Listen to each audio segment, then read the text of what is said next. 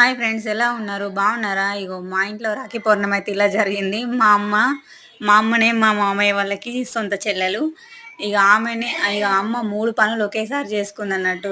ఇటు సైడ్ అయితే మా సైడు వదినలకి గాజులు, మన్మలకి లడ్డూలు చేసుకొస్తున్నారట. అందుకనే అమ్మ కూడా ఇక మా పిల్లలకి లడ్డూలు చేసుకొచ్చింది, అత్తమ్మకి గాజులు వేసింది. ఇక అందరికి బ్లౌజ్ పీసులు టవల్ పెట్టింది. సింపుల్గా జరిగిపోయింది ఇక మా రాఖీ పౌర్ణమి. కానీ మా అమ్మ మాత్రం ఇక మా ఊరు చాలా దూరం అని చెప్పి ఇక 3 పనులు ఒకేసారి చేసుకుంది.